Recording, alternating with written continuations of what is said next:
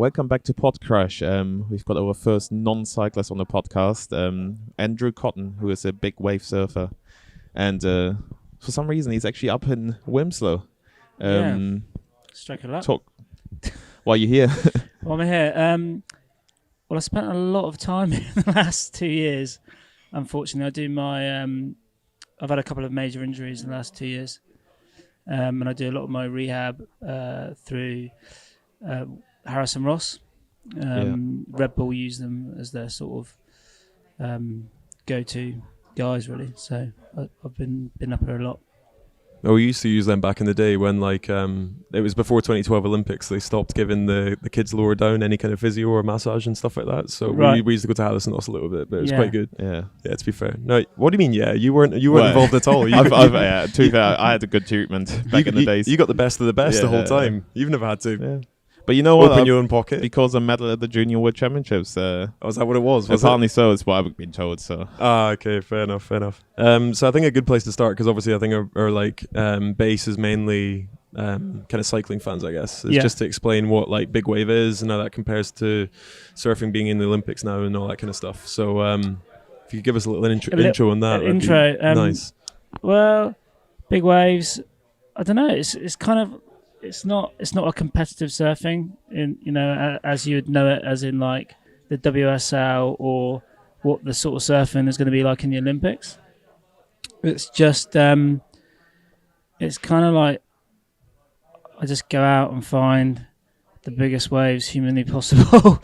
I don't know, and it's sort of snowballed right from I grew up in Devon, and I like pushing myself at home. To then travelling a little bit, to then becoming sort of obsessed with it, and the waves just getting bigger and bigger and bigger. Yeah. So what's the maximum height we're talking here in terms of wave? Well, there is no maximum height, and that's the thing I love about it. It's continuous, as in we're talking about Mother Nature and the storms. Storms can produce waves of over 100 feet, and it's just if not bigger, sometimes smaller, and you're just chasing storms. So you become almost like a bit of a weather geek.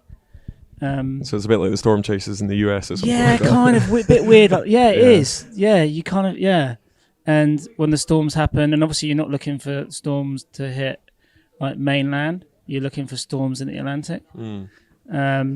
So you sort of track those, and then you sort of work out where to go so if you're looking at the Atlantic, it'd be where do I go in Europe, or if I'm looking in the Pacific, it'd be where do I go in the North Pacific or wherever, States, whatever. So. No, for sure. So how did you, so I guess one of the questions we always get asked, being in part of, because I guess it's fair enough to call big wave surfing a bit of a niche sport almost. Yeah, for sure. Yeah. So we're in a niche sport as well. So how do you find yourself doing something like big wave surfing for a living? Well, I never intended it to be a job, and I think that's the thing.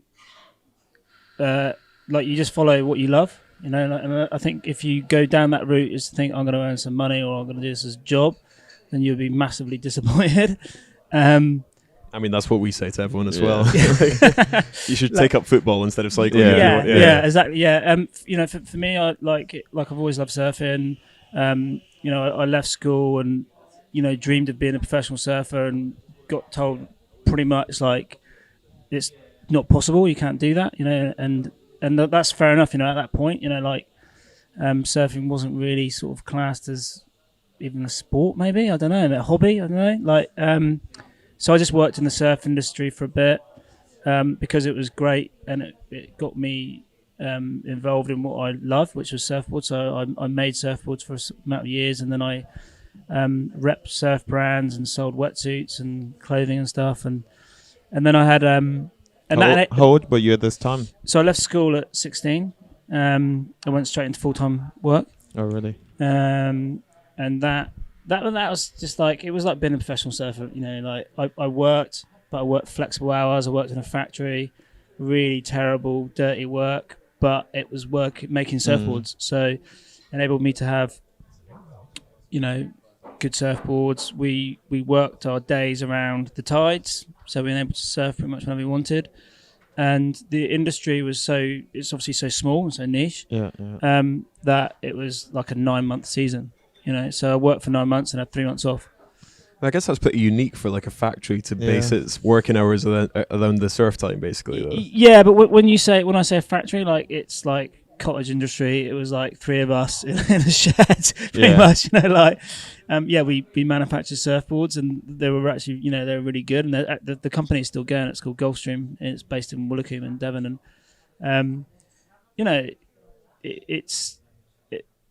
everyone. It's a labour of love, and that's what surfing is, a passion, and the guys that I worked with were all avid surfers, and they were there for the love. No one was there for the money, We were there for because we wanted to base our lives around surfing, and I did that until I was about 25. Okay, but I hear you've had a few other jobs on the go besides that. Yeah, so I did that until 25, and then I had like one of those moments where you sort of, that panic moment, like shit, this isn't gonna. I mean, Phil's going through that. That's what I have right now. Yeah. What am I going to do after cycling? Yeah, what am I going to do? And you always get these every 10 years or so, don't you? And what can I do? What am I going to do? And money is always the big factor. And so I retrained as a plumber, and it was at the time when there was a massive shortage of skilled workers and plumbers and stuff like that. And my dad sort of was quite pro sort of get like a skill or something that you can actually, like a fallback or something. Yeah, not a fallback. It was just like, he was just like, you're never going to be able to, if you want a family or you want to buy a house, or you can't. His thing was that you can't surf forever, or do what you can't be, because at the end of the day, like, I was working full time, but I wasn't really, I was just going around the world having a great time. I didn't have any money, and I didn't own a house. I actually didn't own anything, to be honest. But a backpack. Backpack and a load of great surfboards.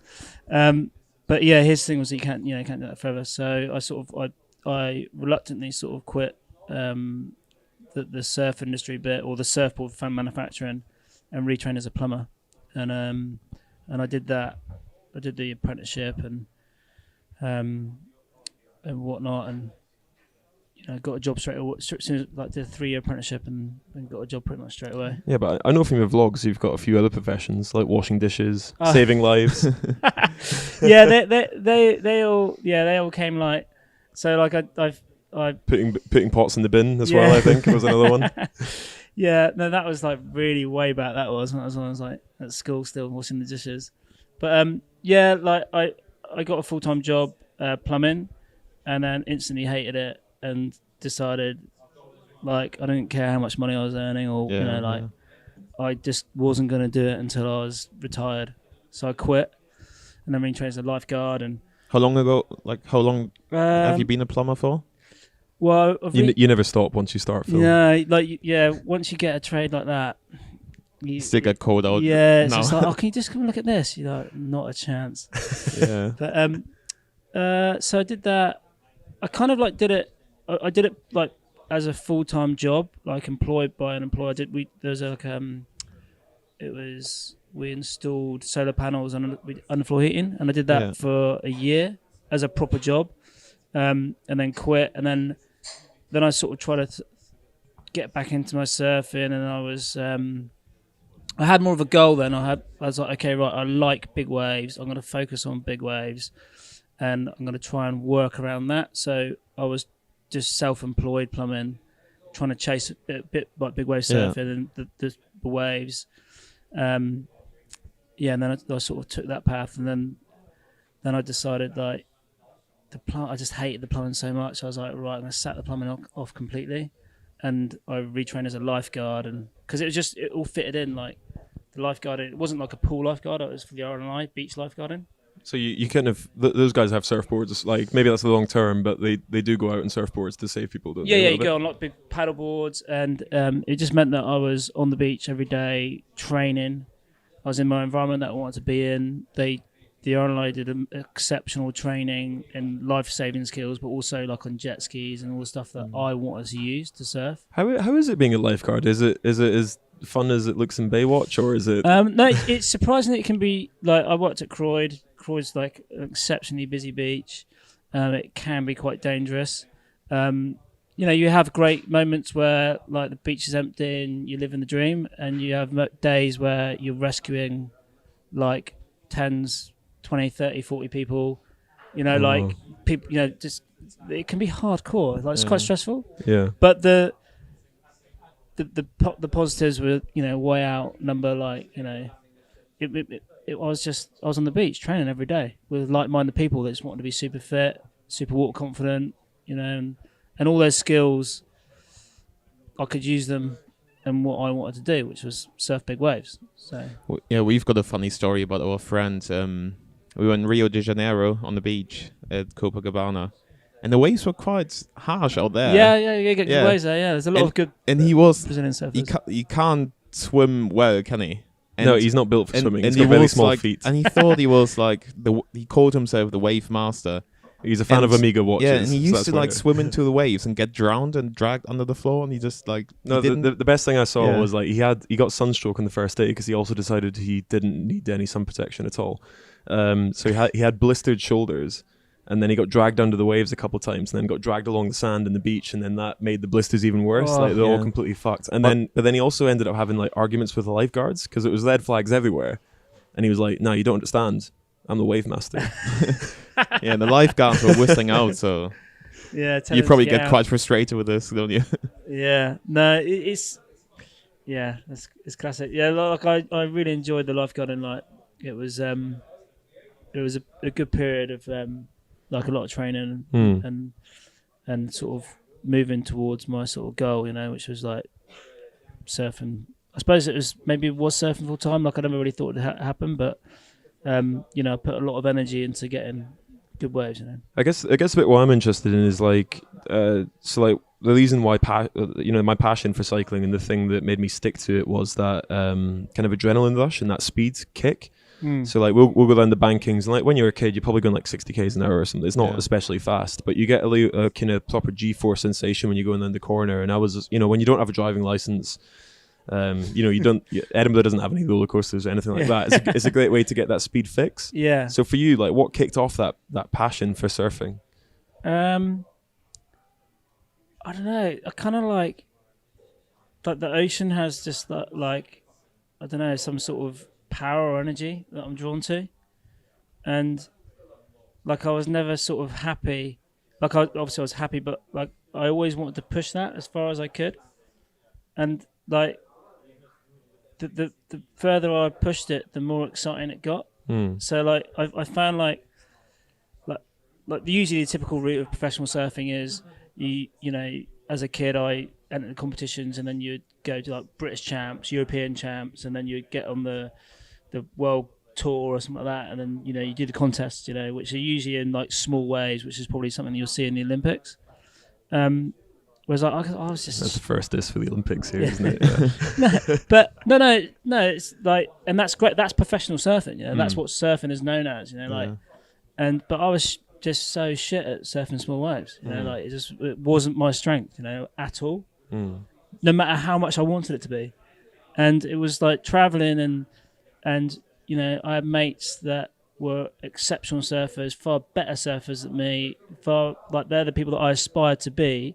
But when shit got real in the sea and the waves got bigger, they didn't want a bar of it, And then I came into my own little sort of my little zone where I was confident, I was getting the better waves, and then you sort of like think, well, actually, you just do the things you like and you love, and you're good at, and you just keep chasing that. And so was it like an adrenaline thing though? Because I always see this thing like so from watching surfing and stuff in the past. There's like you get into that kind of curl of the wave and stuff like that, and it just seems like that kind of like euphoric kind of space, I guess. Yeah, but it's not adrenaline. Or you're getting chased down by the kind of whites of the waves as well, and then it's not adrenaline as in, and you guys might know this as well. Like when shit's going really, really fast, it almost slows down, and that's like, so it's not chaotic, and it's not like adrenaline like you think you picture him like an American beating his chest, like, oh, I'm the toughest, like it's like time slowing down, and like you're getting, you just feel the energy, and it just puts you in a good place, like. I guess colloquially it'd be referred to as like being in the zone or something like that. Yeah. I guess it's the because flow. yeah. I think like flow state, like because you had so many years of experience of it, you know what to do, and and it's and you get scared, and but you have to, it's I think, as like like we're classical, it's like if you get scared, don't do it, or like pull back. And I was never like you embrace that fear, and you push it as far as you can, and I for me personally, like I've been scared thousands and thousands of times in the ocean, and or not scared, but I've feared maybe, or I have fear, but I've never had a bad experience. Like I've never had an experience where I've gone, right, shit, that's it. Like that's it. I don't want any more. Or that's. I've got to the point now where, I'm tapping out. I don't want to go any bigger. Like I've always like done it, been scared, or seen that fear, challenged it, got away with it. Not always unscathed, but I've got away with it, and like thinking, yeah, okay, right, I want some more. I think for a lot of people that's the opposite when it comes to the ocean. Because I remember when I was quite young, I got caught out in a riptide with my brother. Yeah. And I did like lookies, which is like lifeguard training and all this kind of stuff. So I was like, don't worry, brother, I've got this sussed. I'll get you back to the shore. And we were fucked. Like we generally just got like ripped out, and we were fighting against the riptide because it tries to pull you out, and you're better just to go with it and come back in. But we were fighting it the whole time, and for me that was the first time that you really get a sense for like the power of the ocean, I guess. Yeah, like the ocean. But for you that was the opposite. It was like that was kind of like I want more of that instead of I want less, I guess. Like I've 100% respect for the ocean, and it can be so scary, like when it's flat, and I've seen what it can do to people, and I've seen, you've heard stories and witnessed it, and it deserves the utmost respect. But it also, you're not trying to beat it. You're just trying to, like, we're going back to flow and energy. You're just flowing with it, and you're enjoying it, and like. When you get that right, it's like probably the best feeling in the world. Like, and that's like a fix that you need to keep getting, basically. I suppose it is. It's just that thing that keeps you going. Like it puts like, like this last 6 months of rehab and Harrison Ross, and like doing gym work, which I don't particularly want to do or like. But it makes it like, okay, right, it's worth doing this because I want to, That's so many athletes' perception of the gym. It's like, I don't really like this, but I have to do it to be better, basically. Or to be able to know that you're going to be fit enough to withstand what you want to do, and that is my motivation, is the riding, surfing waves. That's what I love. So there's a bit of competitive big wave stuff though as well. So how does that work? There is. Yeah. So there's like the Big Wave World Tour, which is only like 3 stops. Pretty nice stops, I hope though. Places. Well, no, they are. They're Mavericks.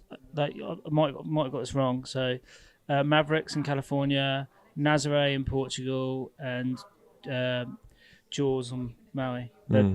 So there are 3 spots at the minute. Sometimes they have other Puerto Escondido and Mexico is on it for a bit. Because we're usually stuck in like Eastern Europe or the arse end of nowhere, basically. They always put because they're very expensive. They put them in places that need a bit of uplift. But the thing is with like you probably have a date which you can train to. The Big Wave, because we're relying on the weather patterns and storms and stuff. We have like usually like 48 hours notice to get there, so you never know. So you never know when it's going to be on. So that's how it works. Like they're just basically like it's happening now, and you need to be here. Basically, So and that's how basically my life revolves around weather systems, and like it's so hard to plan. It must cost a fortune as well to book a last-minute flight. Yeah, it's expensive. It drives family, friends, like nuts because we go, okay, yeah, we can do this next week, and then you look at the weather, you're like, oh shit, I can't be here. I've got to be in Portugal. It's going to be 60 foot and perfect. Like, there's no way. There's no way I'm not going to miss that. So it can drive family and friends nuts, and it makes your training quite hard, and because you've got to always be sort of on it, and it's hard. Like when you're training to an event that's that nice, you can see where it's going. Yeah. So it does. So the big wave tour, they have like windows, 3-month windows, and they call it 2 days before. Okay, right, fence on. But it almost sounds to me a little bit like, with your comment earlier about the small waves and you go through the juniors, Europeans and junior worlds and all that kind of stuff, that maybe one of the attractions about big wave is that it's not so structured. Yeah, for sure. Yeah, and it's I think surfing is very subjective anyway. It's not, it's opinionated, and like even to the point of like that, because with the big wave tour becomes like you have like the big wave awards at the end of the year, and you get like ride of the year and biggest wave of the year and things like that. Wipeout of the year. Oh, yeah, wipeout of the year. Past winner for anyone who doesn't know. Yeah, past winner. Unfortunately. And that's all subjective as well, because how do you measure a wave? And does that kind of like frustrate you a little bit that organised sport is almost trying to kind of get into this area of what is really a subjective sport? Because are you talking about the Olympics now? No, well, Olympics or like just generally in surfing, because it sounds like it's more like a passion and a love, and it's about chasing the big waves. But organised sport brings in certain limitations, I guess. Yeah, but then it opens lots of doors, and if you want to do it professionally, and there's so many people that want to do it professionally, and it needs, I think it needs the competition as much as you sort of. Some people might hate it, and I don't hate it. I competed when I was a kid, and I've competed in the Big Wave World Tour, and I think it opens lots of doors, and it, so I think you need that as much as like some part of me is thinking, kind of like someone's judging me on something that they think they don't like, but someone else might like it. I kind of feel like that fits into a lot of extreme sports, because I guess it's quite a modern thing, with the X Games and the Olympic Games taking up a lot of extreme sports. It's a little bit like, so I know Amy Fuller quite well from she's a snowboarder and all that kind of stuff. And I always feel like she's just wired a little bit differently from a lot of the Olympic athletes, because the Olympic athletes are so almost subservient to the structure of the sport. So it's about meeting these certain targets, whereas the extreme athletes are all a bit like, oh, we're all in this together. Who cares? Like, that was awesome. That was whatever. Yeah. You know what I mean? But then when it comes down to the gold medal, and only like you were saying, like, when only one ever really cares about first, second, or third, or first, and you're like, okay, well, hang on, like, it would be so interesting to see how it all plays out with surfing in the Olympics, and I think it's really positive, and it's going to give loads of young kids something to aim for. But will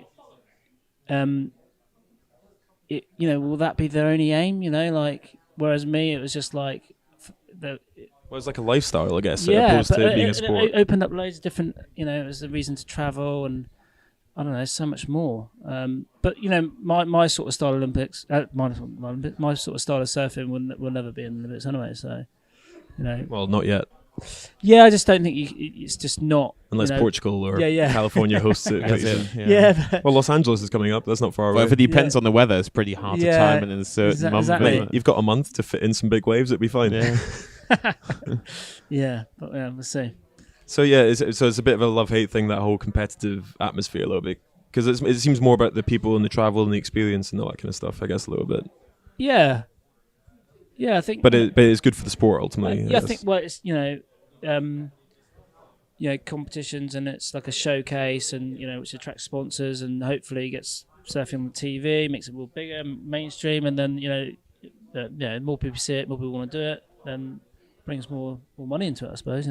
So what's the kind of professional landscape like? Like, does it support a good number of athletes, or is it a little bit of a mixture of amateur and professional, or like how what does the top 10 look like? Are those guys all professional basically? Like the global top 10 guys, like in big wave surfing, they'll all be professional.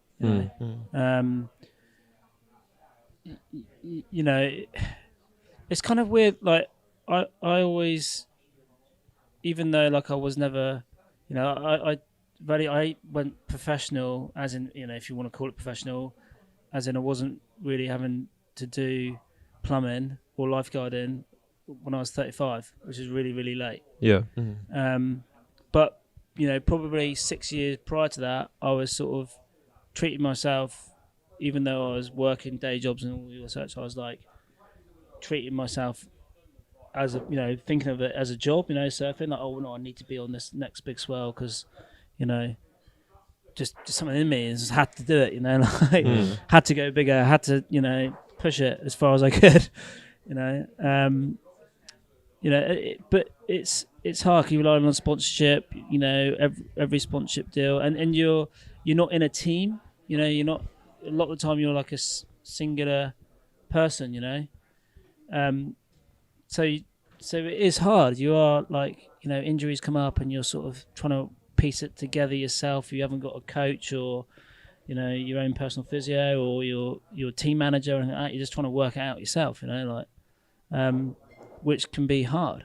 Almost quite isolating to a point? Or? Yeah, definitely. And I think it is a hard sport to break, or break into full professional, or turn fully professional.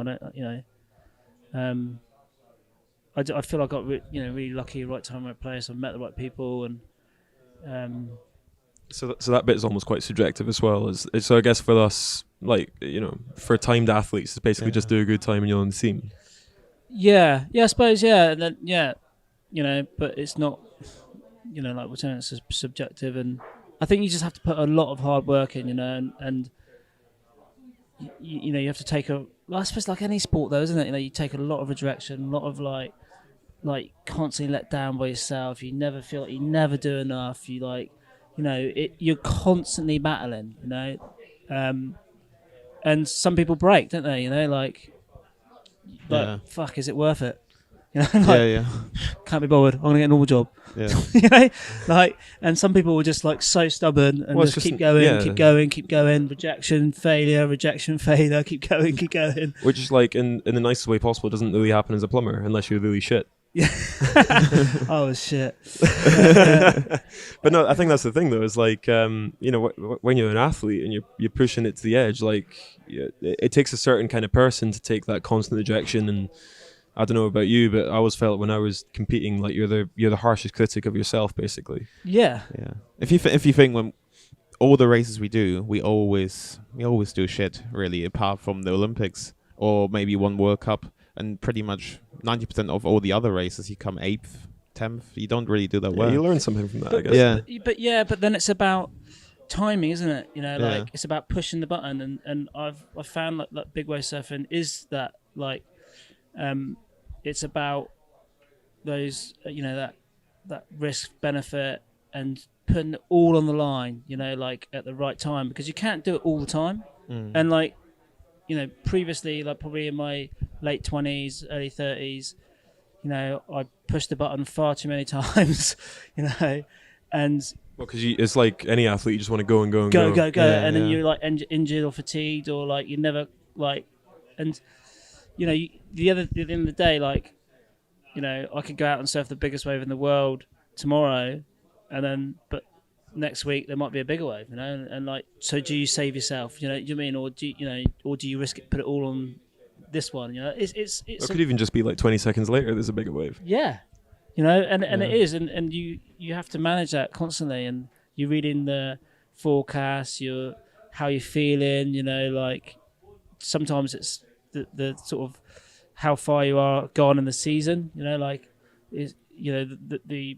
season's 6 month season in Europe, October through to March, and you don't want to be going too hard at the beginning because technically the biggest swells are towards the end, but you don't want to be blowing opportunities, so it's knowing. Having that feeling right. Yeah. So I guess my next question is going to be a little bit about.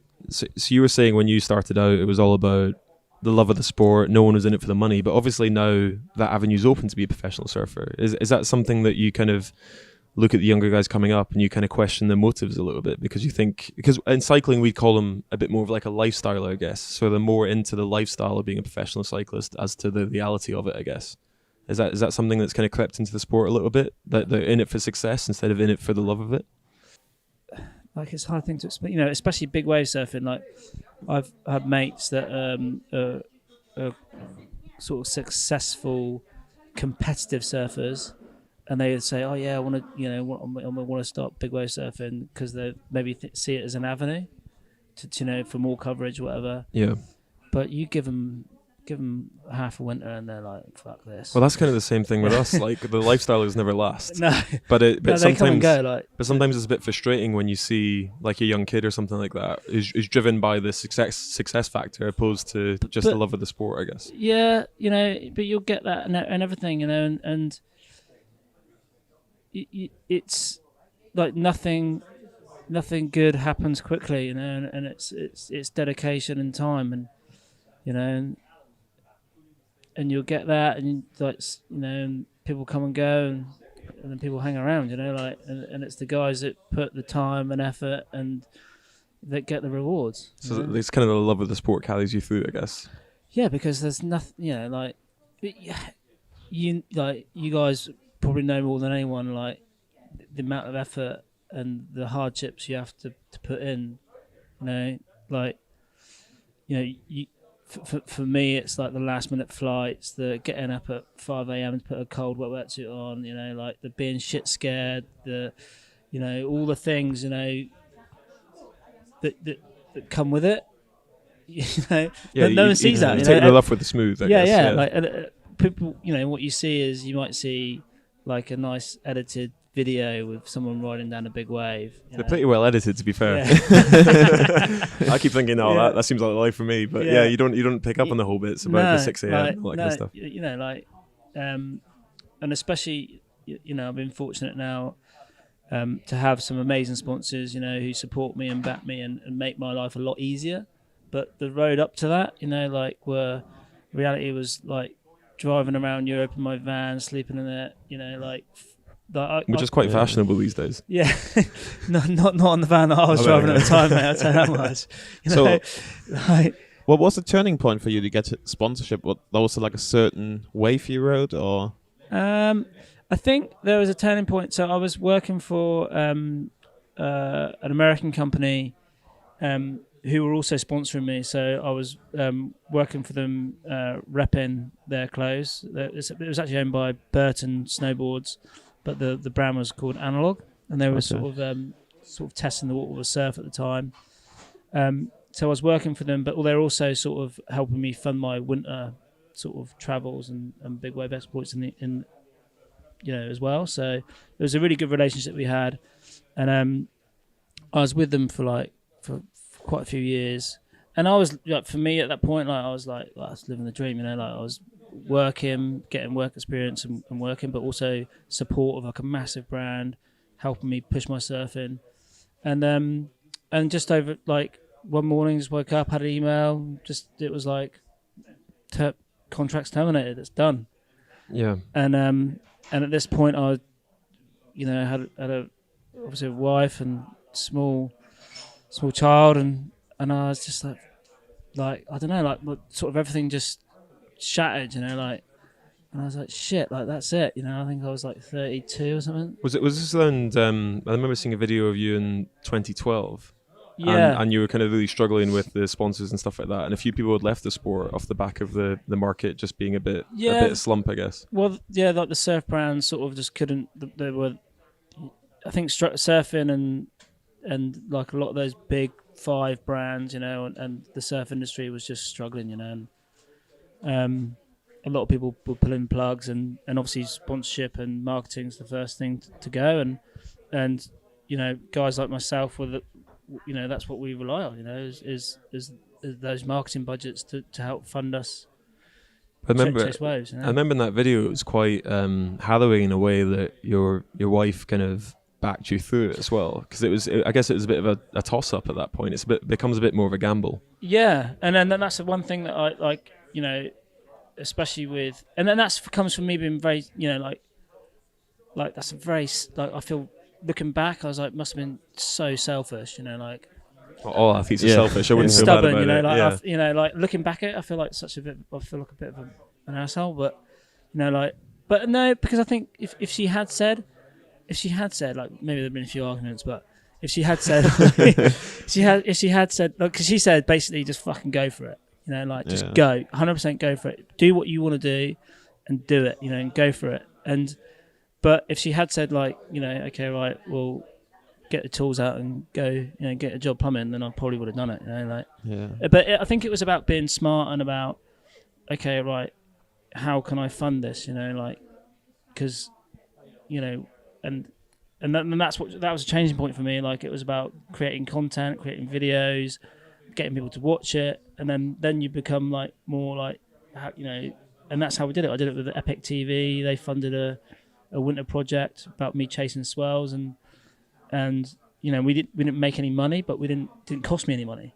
But I guess that's the turning point, though, because you've got, when you're in your early mid-20s, late 20s, you can jump in a van and do what you want. But I guess at that point you had dependents to think about as well. Yeah, like it was like now or never, and I definitely put it put it on the line a couple of times where, probably now maybe, I think, question like, is this worth it? Risk versus benefit. I'll be more like probably err on the side of caution. So you're kind of quite, would you say, gun home maybe? You're kind of quite close to bailing out maybe at that point, I guess. The closest you've been maybe. Or well, yeah. That was a point of like, that was like, when Analog went and I had no sponsors whatsoever. It was, okay, right, this is the last ditch effort, and that project with Epic TV and Mikey Corker filming, and and I managed to get a couple of waves that winter that sort of, well, one wave changed my life, like it sort of, it put me on the map, and it, opened so many doors. And so let's talk about that one wave. Was that the big crash basically? No, that wasn't the no. It was a wave that I got in 2014, which at that time was sort of the headlines were like plumber surfs biggest wave ever. Yeah, I've seen them. You nearly broke the world record, didn't you? Yeah. Well, this goes back to like subjective sort of thing. Yeah. And how do they even measure that stuff? Yeah, exactly. Yeah, I don't know. Yeah. So it was said as biggest wave, and then the WS or the ASP or whoever was measuring it at the time said it wasn't the biggest wave, but it was reported that it was, and which gave me so much, exposure and sort of put surfing in headline news, but not just in the UK, but around the world. How tall are we talking with the waves? That day was the biggest wave I've ever seen. They were saying the wave was about 80 feet. What can you compare that to? For anyone's list, six stories or something like that, maybe. Yeah, like I'd never seen. Or 8 if you're in a really shit flat. I'd never seen waves like that big. And they were moving so fast, and it was stormy as well. It was bumpy. It was like the conditions weren't great. But at that point in time, it was very obvious. Like, I was with Garrett McNamara, a Hawaiian guy, and Hugo Val, who's doing safety, and we knew, right, someone's going to get the biggest wave ever today. It's like it was like roll the dice. It's one of us. Can you spot a big wave coming up? Ahead or? Yeah, you can see. You see the set, but we change around. So we, I'd just like to say, obviously here, this point where like when you're surfing waves as big is that they change, as in we don't always paddle. We use jet skis and tow ropes to get us in, because the waves go so fast. It's almost impossible to paddle into some of those waves that are that big. Yeah. So, we're in a 3. We all surf, so we all will surf at some point, but we all take turns in doing safety or driving the ski and surfing. So it's just like a team, with all the purpose, we all want to surf the biggest wave, we all want to do the safety, and we all want to drive the ski, So there's still that like camaraderie within the sport, I guess. Though, Yeah, because well, essentially you're kind of like, if you're doing safety, that's a pretty important job to look after your, I guess, teammate at that point. Yeah, 100%. And the thing is that there's not many people that you would trust to do it. You have to be an experienced big wave surfer to be able to know how to drive the ski in those sort of waves. That was my next question. Can we just jump on a jet ski and? Nah, oh, okay. like you can, but like for me, it's like driving the ski has always been the hardest thing to do, and that was my in and how I sort of because I got to meet Garrett McNamara, who is one of my sort of heroes when I was a kid. He's he's a sort of world-renowned big wave surfer, and he was in Europe looking for a safety ski driver, and somehow I got in contact with him, or he got in contact with me, or he actually got in contact with a friend, Al Meni, and then we went down to support him, and that relationship sort of changed because he was like, oh, are you pretty good at driving the ski? Come and help me. And I knew at that point, I'm like, well, he can't surf all day. So at some point he's going to get bored of surfing or tired of surfing, and he will tow me into some waves. Yeah. So I sort of saw that. So so I was in his team. I was driving the skier safety, and then after he'd finished surfing, I surfed. And I got on the world record in 2012, biggest wave ever surfed, 78 feet at the time it was. And then payback in 2014, he got me that wave, but he was surfing in the morning, and he got a couple of waves, but they weren't that big, and then just by luck, like I we swapped, and the next wave was like just like the biggest thing I've ever seen. And I can remember him thinking, he turned around and was like, "Do you want it?" And I was like thinking, shit, like, and I could tell that he was gutted because he obviously he wanted it, but also, there's nothing, as when you're in that situation, there's nothing that gives you more pleasure than driving someone else into the biggest wave ever as well, because it's like I did it to him, I did it for him, and he's like, do you want it? I'm like, fuck yeah, let's go. Like, and he's the sort of guy, as soon as you say yeah, like you go in no matter what, and you're going fast. And for you, is it always fuck yeah, or is there a little bit of anxiety creeps in there occasionally? Not at that point, no. Okay. When the anxiety's like before, maybe sometimes after, like you're like, oh right, like we've done it, let's just get out, but like when you're on that rope, there is like I'm going, and there's no second thoughts, there's no worry, there's no like I'm surfing it like I'm making it, I'm surfing it like critical, on the edge, deep, as fast as I can. No, for sure. So that was 2012, 2014. They were like there were a couple of turning points. Yeah, there's turning points, but then I guess the other big turning point was the big wave that came back to bite you a little bit. Yeah. That was 2017 where I broke my back. So that was the same place in Nazaré.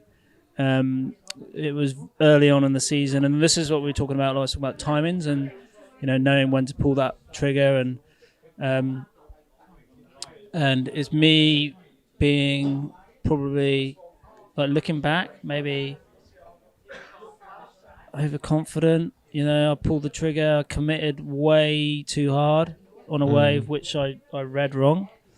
But it's the ocean, like it's constantly changing, and what looks like a good wave, it was basically the first big swell of the year, and I was just frothing, and like so excited. I felt super, super good, physically, mentally, and we checked it again. It was me, Hugo, and Garrett, the guys that I've been surfing with for the last 8 years, and checked it in the morning, and I could see these amazing waves. And I often like mind surf and sort of visualize my wave and how I'd surf a wave, and I was just visualizing. I checked it in the morning with the guys, and I was visualizing these lefts, like, and they were like really, really big, super hollow, like as I mean hollow, like so they're tubing, so you could get like basically the holy grail in surfing's like the barrel, so you want to ride inside the wave.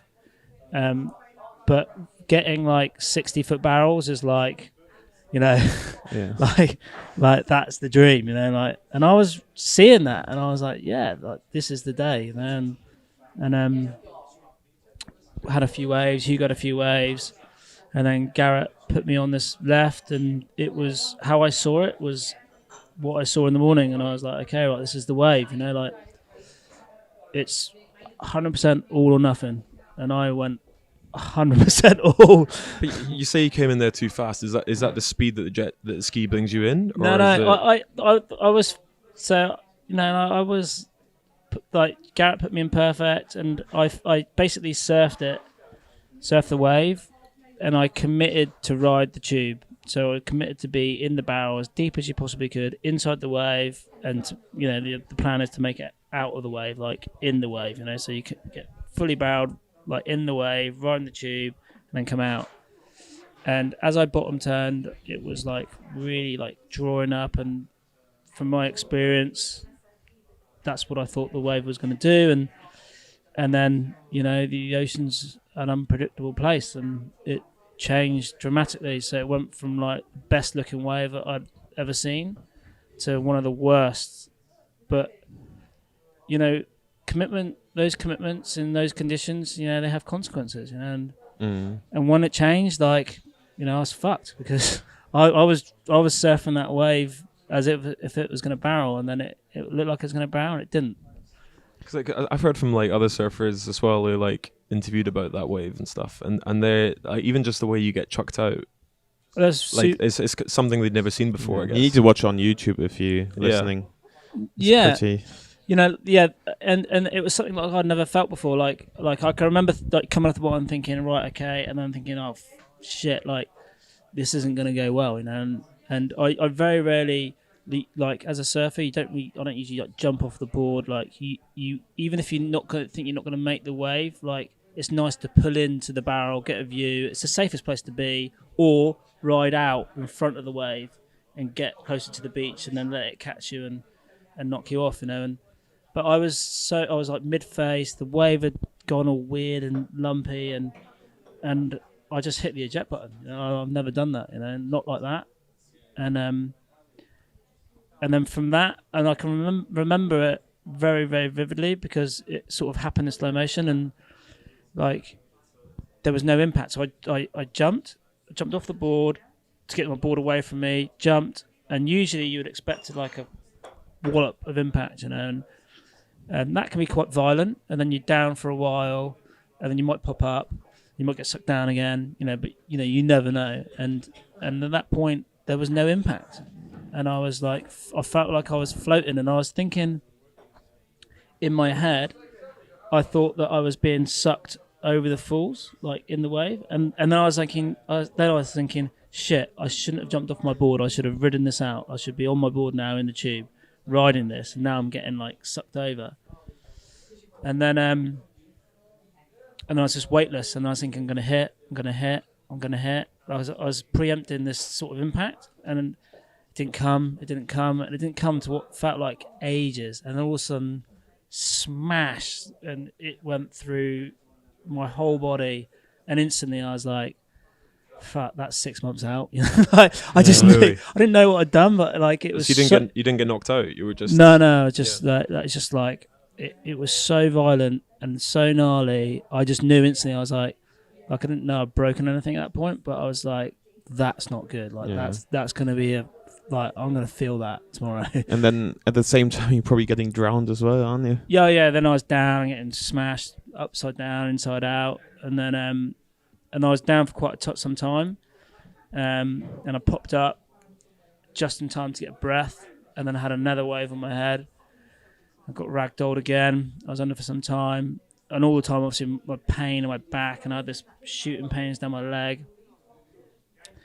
And then by the time I come up the second time, Hugo managed to rescue me, and got me to the beach. And the time I got to the beach, I couldn't walk, and I was just like, I was done, and I knew I was like, there was lifeguards on the beach, and obviously I lifeguard myself for like 7 years, and sort of told them I was like, I'm pretty sure that this is a spinal situation, and then they took the care of the rest really. It seems like, so I remember watching one of your vlogs as well, and you kind of, it almost seems like a little bit of a sadistic element with surfers, where you're like, you were coming back after your injury, and you're like, I want to get beaten up a little bit.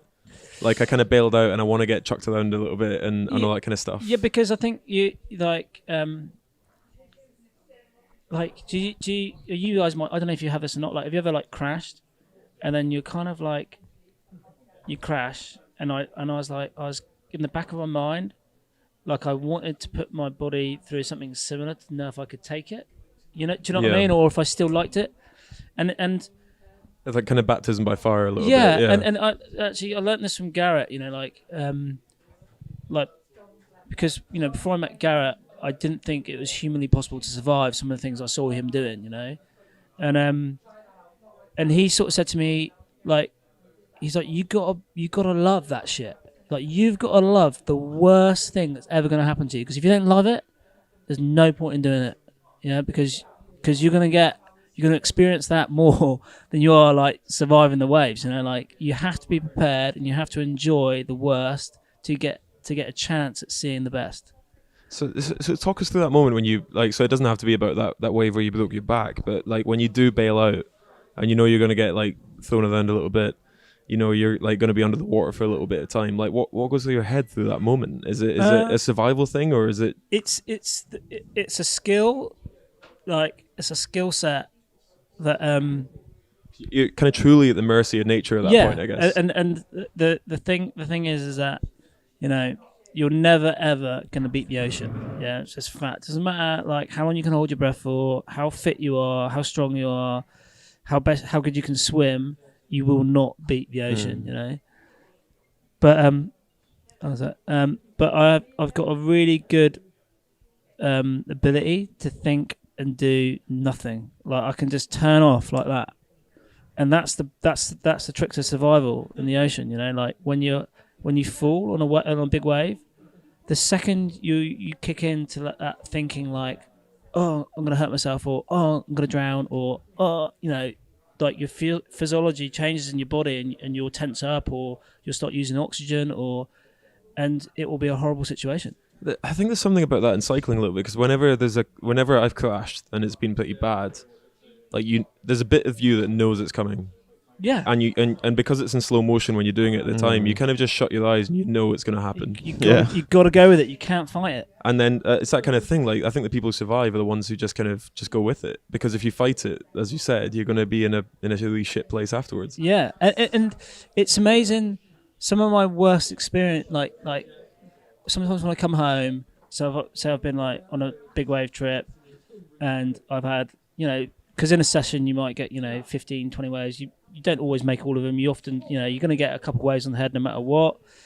And they can all be fine, yeah? And then I'll come home, I'll go surfing at Croyd, and I might have, as in, it feels worse sometimes, the hold downs at Croyd, because I'm not, sometimes I do fight it at Croyd.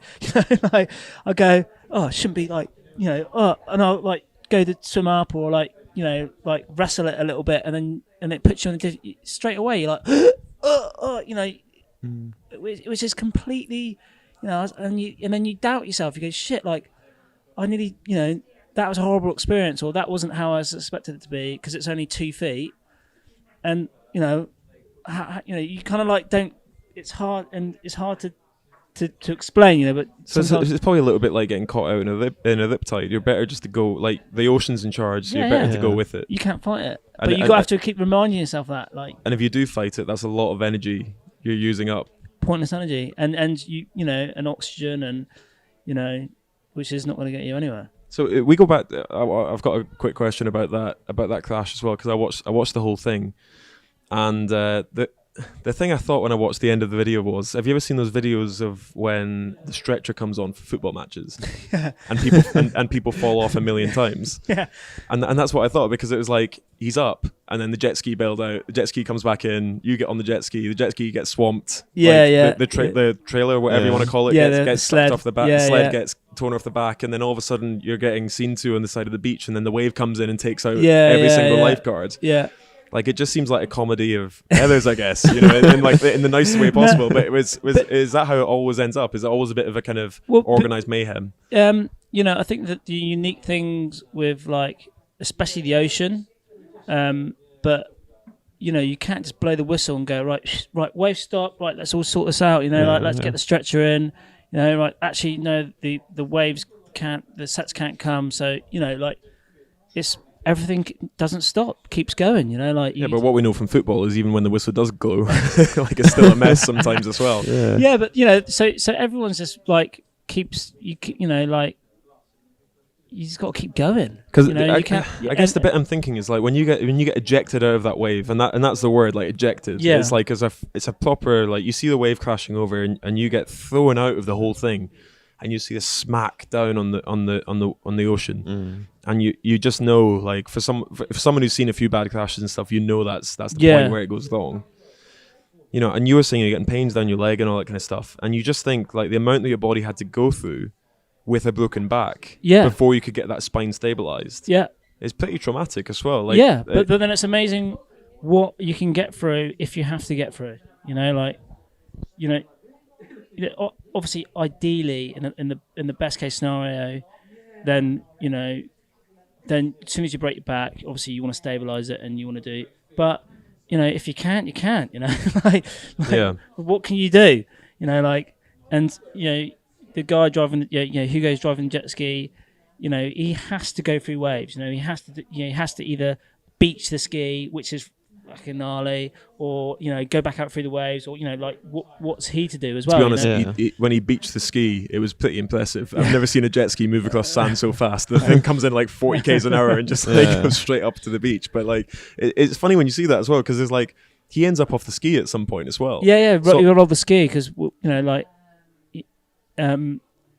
but that's, you know, like, and all of a sudden there's two of you in the water, which, like, from my limited lifeguarding experience, is pretty bad. But that's, you know, like, that's, you know, like, for me, that's everyday sort of big wave surfing in Nazaré. You know, like, that's how it is. You never know, you know, like, you're constantly adapting, constantly changing. There's no right or wrong way to do something, because you're adapting constantly, you know, like, which is why it's interesting. That's why I love it. Are there any deaths in big wave surfing? There has been. You know, there's been some really famous ones, and, you know, of like really well-known big wave surfers, and but on the whole, you know, it's relatively safe, I think. In the past, like, 5 or 6 years, the safety equipment's got you know, really good, and people are more focused on that now. And I think, as well as the safety equipment and float equipment that people, like the surfers, are using now, people are just more conscious of that, you know. You know, like surfers surfers are weird, I think. Like, well, you know, all athletes are weird, but but, you know, like, you know, 10 years ago, for example, when I was in Hawaii surfing Waimea, like, if I wore a float suit or an inflatable vest out at Waimea in Hawaii, you'd have been laughed out of the water. You know, like, what is this idiot doing? You know, like, can't he survive by himself? And now you'd probably go at Waimea and everyone would be wearing a float suit or something like that. It catches on slowly. It's a bit like, you know, skiers wearing helmets and stuff. Exactly. Well, you get one guy, like, I think, you know, Mark Fu, there's a really, really famous big wave surfer, an amazing surfer. He drowned at Mavericks, and you know, like, things happen to some of the elite, some of the best people, and then it's sort of like, oh, we're all not invincible, you know, you know, okay, right, maybe we should wear a little bit of safety kit, and, you know, and it suddenly becomes the norm, you know, whereas probably like 10 years ago it wasn't the norm, and now it is, you know. Like, I wouldn't even think about going in the water without, like, a float suit and an inflatable vest. So yeah, let's get on to the equipment side of Equipment side, yeah. surfing. So like you've got the float vest, which sounds a little bit like a life vest on an airplane. I guess you pull it and then it inflates. Or? So that's an inflatable vest. So I wear like a float suit, so which is like a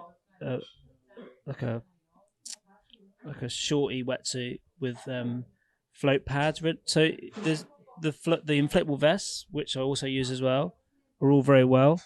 But if you go unconscious, then you can't pull it. So oh shit! Yeah. So it's good to wear a bit of float that's going to just bring you to the top, no matter what. So that's a good question. So obviously, like the broken back is the most like talked about injury you've had. But have you gone under the water unconscious a couple of times as well? No. You know, I've never. I have blacked out once surfing, but that was at home and I hit a rock on the back of my head and sort of was concussed a little bit. But because I guess on the equipment side, the thing I'm thinking when I'm watching you guys go, and then like obviously when you hit the water at that speed, it is like concrete. It's a proper smack. Yeah. Like, why is there no helmets? Some guys wear helmets. Not you, Luke, because that's for the soft ones, basically. No. It's just personal preference, you know. There are guys that do wear helmets, and because Red Bull will be pretty happy if you wear a helmet, I guess. Yeah. Yeah, it's just it's just something that I've got used to, and that I like. It's just personal preference to me. Like that Garrett often wears a helmet. There's a few of the other like elite guys that wear helmets. It's personal preference. I guess it's a little bit of a toss-up because you see in like in boxing, it's like there's arguments now about taking away the helmet protection. Well, the thing is that I've always thought is that like when I fall, like it's something to jar my neck. Like the helmet will catch the water first and sort of like rather than my. Do you know what I mean? Like, yeah, it's a good point. Yeah, it's really weird because I blew up my collarbone on the track once, and then I think the next crash after that, I actually landed with my head first. Because I was trying to protect my collarbone a little bit, and then you end up with a really shit concussion. Yeah. It's a bit of a catch-22 almost a little bit. Yeah, it is. But like I definitely like if your board hit you in the head, a helmet will save your life for sure. But again, it's all personal preference. Like with the flotation and the float suits and inflatable vests and stuff, like I've been surfing through the era of like there being no flotation, to then surfers trying to work out their own shit, to then now there's stuff on the market where you can buy, and it's still every surfer is it's a very personal option, and a very personal preference as well. Like there's things that I like, like I like there's a certain float suit that I like, there's a certain inflatable vest that I like, and other surfers will have completely different. So just take it back to basics. What triggers the float to happen? What do you mean? So like you say, like if you're unconscious, obviously you can't pull a cord to get the inflation. So then what triggers that inflation to come on if you did pass out, for example? It wouldn't. Yeah. Oh, like okay. So that's why you wear a float suit, so that will keep you buoyant. Yeah. So you got to remember. So it's always buoyant. I guess. So you'd be a little bit buoyant, but you're not talking about floating in a swimming pool. We're talking about aerated water.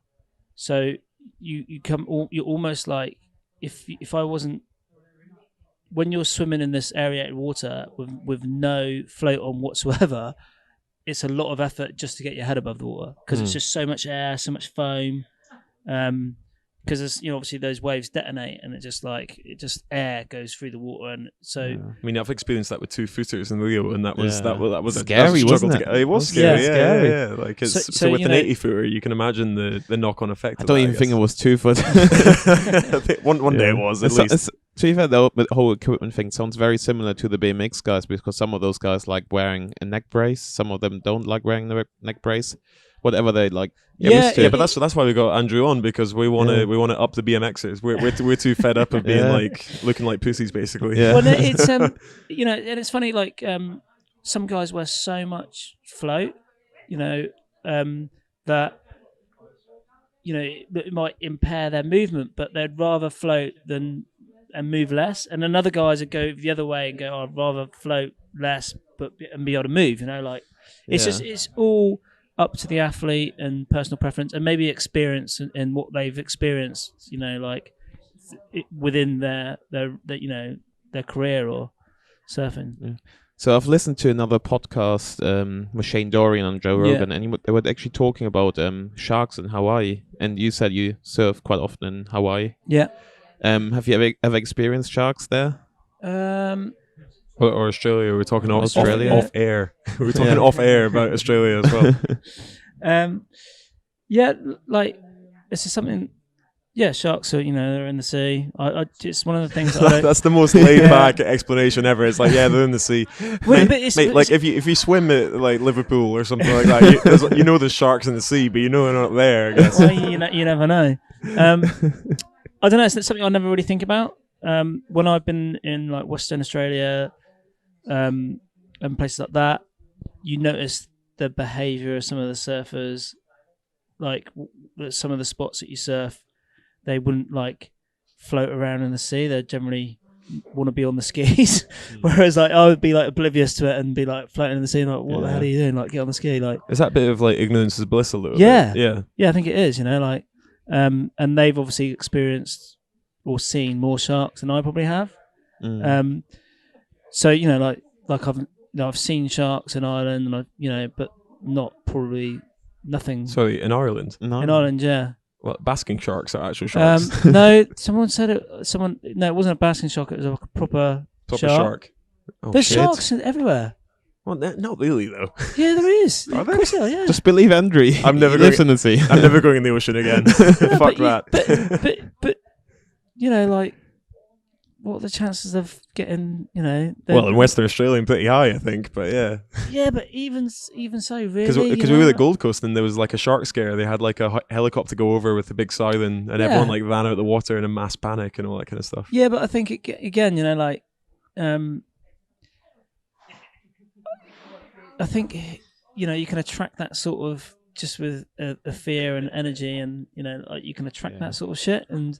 So like you said, ignorance is bliss. Like. Yeah. Well, no, is it a little bit like a dog though? I guess so. Like they can sense fear. Probably, yeah. I don't know, but like I think you only got to like look at some of the videos on YouTube, and you can obviously see some horrific shark attacks, but you can also see some amazing free divers and people interacting with wildlife and sharks and stuff like that in a natural environment, and that like it's fine.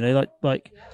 A guy called Mark Healy's a big wave surfer, and some of the videos that I've seen of him free diving with great whites and other sharks are just insane. I guess it's probably more common to actually get turned on or like get bitten by a dog. Yeah. Than a shark. But you hope that wouldn't kill you. But but or be in a road traffic accident or or fall over down the curb or like. Well, that's the weird thing about cycling, because the whole thing about it is like statistically you're more likely to get hurt being a pedestrian per kilometer than you are as a cyclist and all that kind of stuff. So it's like once you look into it, but it's you get a little bit relaxed, I guess. It's scaremongering, it's a lot of it's a bit scaremongering, isn't it? Like, and I know there has been fatalities in Western Australia, and people have been bitten in Hawaii and all over the world, but we're in the ocean. Like, what do you expect? So I guess like the common theme here is like you've just got a respect for the ocean. It's like it's the availability of it. It's it's their home. It's not ours. Yeah, kind of thing. Like don't get me wrong. Like, I don't actually like I'm not into snorkeling or looking too much what's below me. I just I know it's there, and it is there, so I'm not like into diving with sharks or anything crazy like that, or it's just something that I try not to think about, and I don't think about, and I just know it'll be all right, hopefully, but but it's like my drive home tomorrow is going to be all right. Yeah. No, I know what you mean. Well, we hope anyway. Yeah. So I guess just to touch on the equipment quickly, because I think one of the really, for me anyway, one of the shocking bits and like illustrative points of like how fierce a wave can be is like in one of your vlogs you come out and your surfboard snaps in half. Yeah. And you just think, And then like in the video before, you're talking about like it's made of carbon fiber. You got some like composite plastic there as well. Yeah. And all He that was kind of stuff. gutted that it was broken because it cost him $1,000. Yeah, no, expensive bits of kit. Yeah, no, like I think this goes back to like how like I've never really been like I think the first thing that we all think about, or a lot like general public think about, is when they see big waves, is how long are you underwater for, and for me it's never really been about how long underwater. It's like how hard the impact is, because the amount of energy and power in the ocean, even on a 2-foot wave or 3-foot wave or whatever, is just insane. So when you times that by 80 or whatever, however how big it is and how much water is it, it's just nuts. And it's never been how long you'll be underwater for. It's always going to be like, will my arm get ripped off? Or like my knee, or or my because it really, when it hits you, like when you get hit by a wave, it hits you. Well, if you've been swimming in the beach breaks in Brazil, like our mate, yeah. Honestly, he'll it was like you. 6 or 7 waves, and I thought, "Fuck, he's dead." Yeah. And it doesn't. I mean, to be fair, he was useless though. So he'd like come out of the surf and be looking at me, and I'd just be like, "There's a pretty big wave just about to hit you from behind," and you don't realize he'd be straight back under again, straight under, all the rest of it. Yeah. But so I want to talk a little bit about Portugal and Nazaré and all that kind of stuff. Like that seems like quite a special place for the big wave surfers. It's like the kind of mecca, I guess, of surfing. It's turned into like a big wave mecca, and it's relatively new, which is kind of a bizarre thing, really, because it's only recently been surfed for years and years and years, but it's only been surfed big or been taken seriously as a big wave surf spot in the last 4 or 5 years. 4 years, maybe less than that. 4 years, say. But it seems like it kind of comes with those dangers as well, because like I was listening to people talking about the death zone and all that kind of stuff with the locks on the side and all that kind of stuff, and you don't want to get if you wipe out, you don't want to be anywhere near that area and all that kind of stuff. Yeah, but it's just like any surf spot around the world. Like I can think of. So there's many death zones around the world, is what you're trying to say. Well, no, but like it's every spot is unique. Nowhere's the same, Shores in Hawaii's got pretty sharp corals, hasn't it? Yeah, but everywhere, like so, like every spot, every big wave spot or surf spot, which is of world class, will have its own unique, dangers, I suppose. And every wave breaks differently. Every storm will produce different types of waves if it comes from different directions, or and Nazaré is a particularly dangerous place, and it is relatively new to the big wave surfing world, so we're still sort of working it out and experiencing it, and I think that the level of surfing and but the performance out there from different individuals and athletes is still going through the roof. I've heard Nazaré is a bit of a weird place though, because you kind of have you got people watching the entire time, I guess, and there's almost a bit of like a kind of gladiatorial need for a wipeout or something like that, I guess, a little bit. Well, I just think we come from that. We come from that sort of weird era at the minute where it's like car crash TV, like everyone loves a crash. Yeah, and that's. Do you still love them, or do you kind of get sick to your stomach every time you see something? It's funny, like when I've been injured and I haven't been surfing, I've been down to watch a few times, and God, like it gives me anxiety watching that place, man. Like, I don't like it, but I actually feel more comfortable in the sea. Like it gives me full, like when you're seeing your mates do stuff and like you're like, oh no, not this one, oh no, like it's like, oh, I think our perception changed a bit when was it last year our pretty famous track sprinter German cyclist Christina Vogel crashed in a training session, rode into the back of another Dutch rider, and she was paralyzed straight away. And she was on the track, she knew, just paralyzed. Yeah. And now I'm riding around the track and think like we need to be careful here. Yeah. Where before I wasn't really thinking about it. Yeah. Where now I've like heard horror stories, and Christina Vogel's It paralyzed. kind of comes now. to you with a deeper extent with being a lifeguard and stuff like that. You've seen what it like. Ignorance is bliss. I get that. Yeah. But like you've also seen the worst that the ocean can do. Yeah, but Yeah. then also you can't. I don't think you can. You know, like it goes back to like wanting to feel the power of the ocean. You know, like after like breaking my back and then wanting to get a proper good wipeout again. You know, like but you can't be surfing with that in the back of your mind. You know, like I might hurt myself, or you know, like I might be paralyzed, or like you know. Is that when you stop? Yeah, I think maybe, I don't know, or like, yeah, it's a fine line, you know, and it is a fine line. I think again it goes down to like knowing when to pull the trigger or knowing when to like put everything in. But you know, like when you get in your flow, like, you know, and it must be the same with training. You know, like you might like for a split second think, oh, I don't want to get injured, but then as soon as you get in your flow, or so you get into the session, or when I start catching waves, I am not thinking about getting injured. You know, I'm just thinking about riding every wave the best I can. You know, and trying to get that rhythm, and you know, get everything in a pattern where like, and when you get in those patterns and everything starts flowing, like that's when you do your best work, or you know, like you get your best waves, or you know, and because if you think about the worst all the time, then it just stops you doing things. You know, you're not gonna get that wave. You're not gonna move forward as an athlete or a surfer or whatever you want to call yourself. You know. So I think does that change a little bit when you have like dependents, I guess, though, because it's like, you know, I get like, you know, with your wife and a lot of discussions you had about when it was financially arduous, I guess. But when you know, is there any kind of like pushback from those guys whenever you like from your friends and your family when they know the risks involved? I think like you know, I think a lot of people listening to the podcast have probably seen Free Solo, and everyone knows, you know, how stressed out his girlfriend is the entire time when he's doing something as dangerous as that. Do you ever get any kind of, not pushback, but I guess kind of like, yeah, I think, you know, like maybe family and that get worried, you know, and you know, of course they're gonna, you know, I think if it was the other way around, like, you know, if it was my kids going doing something, whether it's surfing or I don't know, rock climbing or whatever, they're doing something dangerous, of course you're gonna be worried, you know.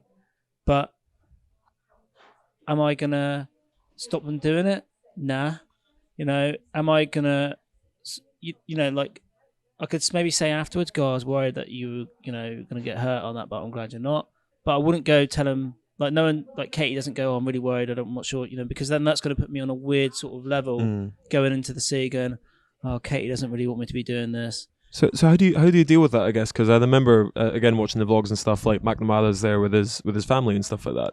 But it seems like, well, do you take them out with you, or is it quite a bit separate thing? No, they've been out before, you know, and for the kids, you know, that like it's just the norm, you know, like they wouldn't even, you know, it's just what I do. And well, the kids are pretty fearless anyway, though. Yeah, and they just like just sort of take it in, you know, but you know, at the end of the day, you know, I don't, like, you trust your instincts, and you'll you know, like I want to surf until I'm, you know, 100, and I want to be surfing big waves for as long as I can, and I want to, you know, you don't want to hurt, you know, like I don't want to do anything to hurt myself, or I don't want to die, you know. Yeah, like, I don't want to labor on it too much, I guess, but it's just that funny tipping point, and I don't know if it's like maybe we shy away from it a little bit because athletes are quite selfish, and you kind of put yourself in that position where you're going to be doing something quite dangerous. Yeah, but I think it is that point, you know, like where a lot of people would say, oh, well, he's got a family now, he shouldn't be doing that, you know, and you will get people that say that, and that's fair enough, you know, I understand that, you know, but you know, I also understand you know, my responsibility as a father, but also, you know, I don't want to just be like have that excuse. Oh yeah, you know, I could have done this, but had kids and I decided not to. And I thought, like, because it comes with resentment, I guess, as well. Yeah, that's that thing. And then you're not living your life, are you? Like, and maybe that has been really selfish again. Are we just selfish males? To put it into like cycling context, like when you're in the GB system, it's all about how you can make the best of the services that are around you. So like whether it's biomechanics or S&C or physiology or physiotherapy, it's all about how you can get the most out of those services. So it bleeds quite a selfish environment. I don't think it's something to shy away from as being an athlete necessarily, but I think it's something that people are often quite shy of admitting, I guess. Yeah, but I think it's quite, there's loads of dangerous things, but because it's such a niche sport that people perceive it as more, like no one would go to a Formula 1 driver and go, that's so selfish, you're doing that. Yeah. And they're driving around a bloody track at 300 miles an hour. Like that's pretty dangerous, I guess my next question on that, though, because a lot of people, so obviously there's a few older guys in big wave surfing.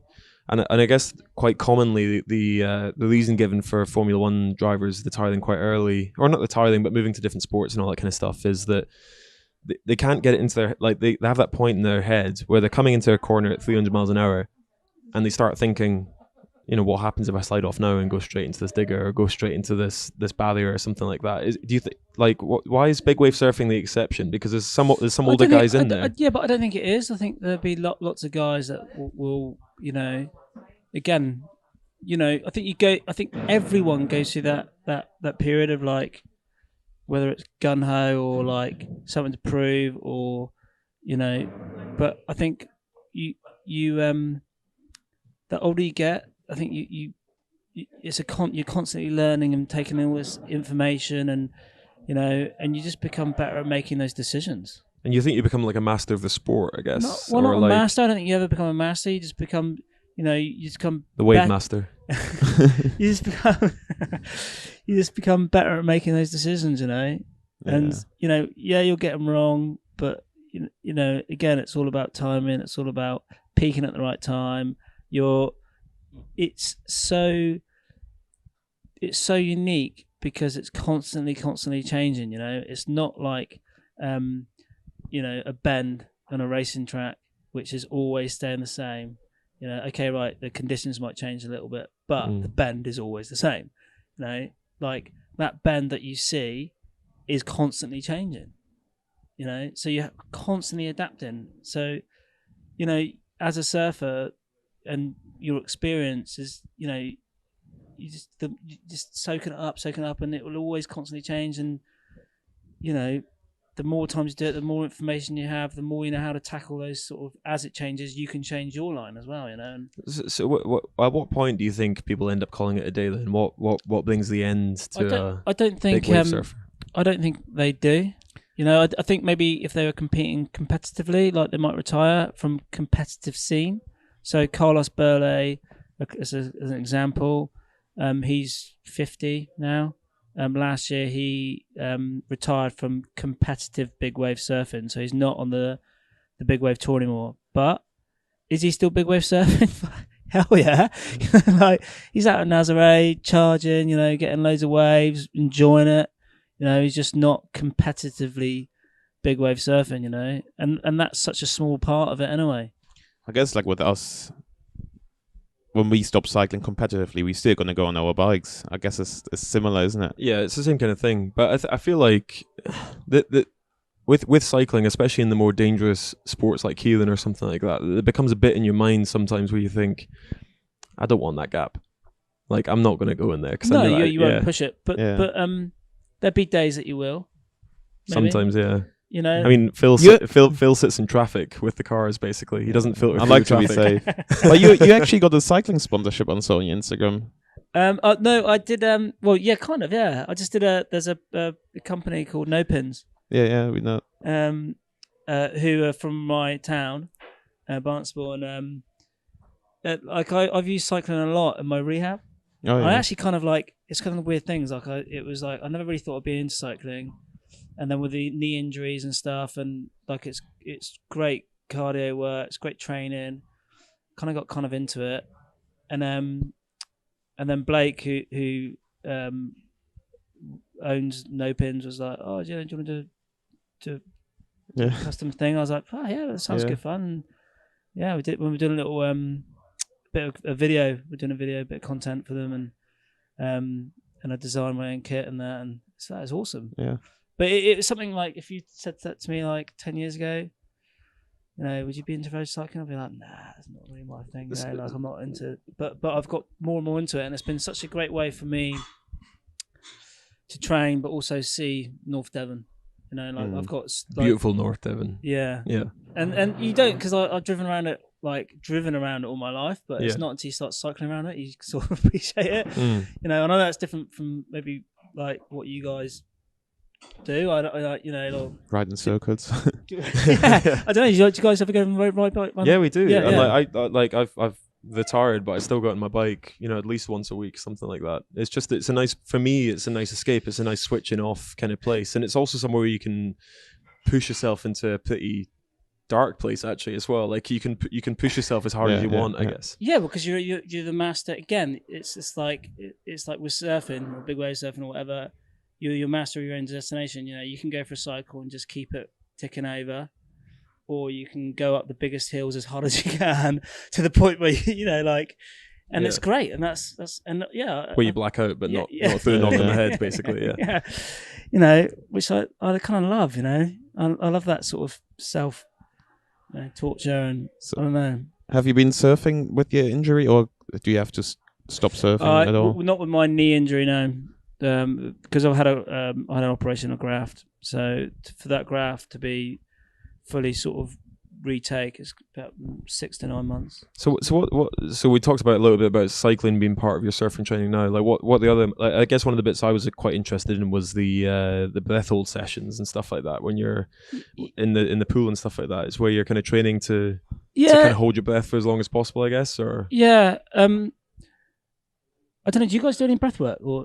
Not particularly. No. I mean, like when I was asthmatic, I was told to play the saxophone, but that was about it. Yeah, because I was really asthmatic, and my parents got told to get me swimming, and that's how I sort of my swimming and my sort of, I suppose, my surfing even come on, really, because I just love being in the water. No, about 8 years ago, I did a freediving course because I wanted to, as I was surfing bigger waves, I thought, okay, right, I need to learn to hold my breath longer. And so I did a freediving course. Out of survival or out of? Just because I knew that I was going to be pushing it. And, again, it was like, this was like pre-inflatable vests, pre-float suits and stuff like that. It was just like, okay, right, I think I just did it off my own back. I thought, okay, right, this is something that's going to help me, my surfing. And my big wave surfing. And I've just got fascinated by how quickly we could train our breath and breath holds, and then with that, within I wanted to do this freediving course, and I thought that it would be really exciting and be in the pool and be going really deep and and the first day was spent in the classroom, which is like my idea of hell. Most people's. Yeah, but it was the most beneficial day in the classroom I've ever had. And just by learning how to breathe properly and be efficient, and, I pretty much tripled my breath hold there. Let's get into some numbers. Like, what's the longest you can hold your breath for? And what's the longest you need to hold your breath for, I guess, as well? I think the longest you need to hold your breath is like 20, 30 seconds. Okay, so not so bad then. Yeah. No, it's not so bad, but it would be like sprinting 100 meters, then holding your breath for 30 seconds. So puts a bit of a different spin on it. And then you might have to do that 2 or 3 times after already getting like half a breath in between that. Have you tried the Wim Hof method? Yeah, I did. Here we go. Yeah, you know about it. This is a podcast special here. Yeah, no, I did one of his, not with Wim Hof, but I did one of his guys that he does, his trainers, whatever. Did it a couple of years ago, and love it. Addictive. You did like a workshop. Yeah. I was actually quite interested in that video as well, like how seriously, like given you guys do quite a dangerous sport, like how seriously you take safety even when it comes to like breath training sessions. So you like in that video, you're always like, if you're going to do a breath training session, you always need to make sure you got someone looking after you as well. Yeah, but that's like it's so easy, especially in breath holding. Like, you know, like you're going on to like, oh, you know, what's your breath hold and stuff like that. Like, it can vary. Like some days, you know, you're struggling to get 1 minute 30, and other, you know, some days you get 5 minutes, you know, and so that's your best 5 minutes. Yeah, 5 really? minutes is best I've ever done. Yeah, 5 minutes. Jeez, But is that with the Wim Hof method? No. Fuck your Wim Hof method. With the Wim Hof method, like I use that as I felt like a really good recovery, relaxing breath. Yeah, you know, and I don't actually ever time those. I just do it on feeling. So like, if I had a really stressful day, or if I'm like on a massive high, I find it a really good way. Just do like do one of those sessions, and then I'm like sort of tingly, relaxing. Helps me get to sleep. I almost use it as like a meditation. Yeah. So I guess to like wind this up a little bit is, what do you think of like the extreme sports kind of landscape? I guess so. Like for instance, when I watched like something like Free Solo or something like that, like my heart's in my mouth the entire time because I'm thinking, shit, this guy's gonna fall off. And he's saying to all his mates as well, like, don't film this bit because I might fall. Yeah. Don't film this bit, I might fall. Do you have a little bit in your brain that thinks, like, what's his fucking issue? Like, it'll be fine, or are you actually just as amazed at the kind of work that he does compared to like? Oh yeah, every sport is so unique, and so like. So there's not the element of like, I'm in a dangerous sport, he's in a dangerous sport, so just crack on. No. Basically. I think, you know, especially when you see the top guys do their stuff, and you know, mind bending. You know, there's so much respect. But also, like, I watched the game of rugby the other day, and I watched the Exeter Chiefs, and the hits they were taking. Yeah, you can when you go to actually club rugby opposed to national rugby, you can hear the hits. Yeah, and it's like smack. How is that guy going to get up tomorrow? But you know, he'll be back training the next day, putting in the work, he'll fake recovering because he has to do it again the next week. You feel the concussions in 20 years' time. No, he'll fake that concussion test, get straight through it and back on the pitch in a few minutes. Yeah, and it's like, you know, so I think any like sport, whatever level, you know, especially the elite stuff and the top end stuff, it's just nuts, isn't it? What we can do, what we can train the bodies to do. Is that something that's quite cool being part of that kind of Red Bull family? Is that you're meeting people all the time that I think doing something, you know, to the limit of what's humanly possible, I guess. Yeah, I suppose it is, you know, and you sort of things you'd never really think about or witness, or you know, like another example. I went to. So I'm going to stop waffling. I know you. No, keep waffling. I love the waffle. But I always thought like downhill mountain bikers. I was like, what's the big deal with this? They just go down the hill on a mountain bike, like. Yeah. Like, but when you see those drops in person, holy shit! I went to that hardline thing, the Red Bull one in Wales. I couldn't walk down it. It's a jump. It's not a walk down. Those guys were sent, and then like I was like, what the hell? That's most hardcore, you know. And then you know, like being in Harrison Ross, like there's a lot of motorbike guys that go in there, and I just thought, you're on a motorbike, you just twist and go. You know, like what? How fit do you have to be to do that? You know, they're so fit, so fit and so strong, you know, like, and again, you like, because you're not involved in that sport, you take it for granted, you know, or you don't understand it. So you sort of think, like, it can't be that hard, and then you meet a couple guys or, you know, and it's like, whoa, like, you sort of start appreciating it, you know, for what it is and how gnarly it is. And, you know, I love it. I think it's great. I think it's great to see and appreciate it. So I think this was the last thing we're going to finish up on, was that, you know, Phil's second language is English. His first language is German. So he'd really like to hear a few like extreme sports terms. I was trying to bring them up on the lingo a little bit. So stuff like gnarly, ragdolled. Can you give us a few more just to see what you think of them? Ragdolled. Yeah, you said that earlier. Did I? Yeah. I don't know if that's a term or not. I think it's just, I don't know. Oh, there's a lot of whoops in extreme sport as well. Yeah, you got a hoop, haven't you? Yeah. Like, have you? I don't know. Yeah. Did you not do that in cycling? No, not so much. No. Oh, right. Like the surf thing is pretty like, boring sport. Yeah, like the surfing thing was some, you know, when someone does something like impressive, like it's like you. Like, my mates used to just like like you. Like, what the hell is that guy doing? Like, same when you just install a radiator when you're plumbing as well. Sick radiator, man. All right, no, that's been awesome. Yeah. Like, thanks very much for coming on. Cool. It's been a Yeah, it was pleasure awesome. having a first non-cyclist on the podcast. No, thanks for having me. Yeah, thanks. Hope it's been alright, not too boring. Yeah, a little bit of athlete chatter, like get a little bit more into the skin than maybe we normally do. So yeah, it's been good. Cool. Thanks Thanks, very Enjoy much. your gym session tomorrow. Cheers. Right. Yeah. And if leg day. Yeah. Every day's leg day. is it leg day? Is it? Yeah. Every day's leg day. Every mate. day, of course. Yeah. That's our story through and through. So if people want to catch up with you and follow you on Twitter, Instagram, what's your names on there? So Andrew _Cotton on Twitter. Andrew _Cotty on Instagram. I told you his nickname was Cotty. You didn't believe me. at the Cotton, start. yeah. Yeah, Cotty. Yeah. So yeah. That sounds better in Aussie, doesn't it? Cotty.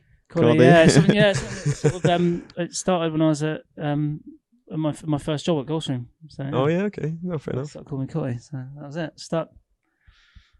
All done. All right, nice one. Well, we wish you all the best for the season coming up in Yeah. October and Thanks all that for kind of coming stuff. See a few more big waves and hopefully Yeah. no more epic wipeouts. No, none more of those. I'm looking forward to a full season and and some of the biggest waves of my life, hopefully. So that's Yeah. the plan. All right, Thanks. cheers, mate. Thanks. Cheers. Right, cheers, guys.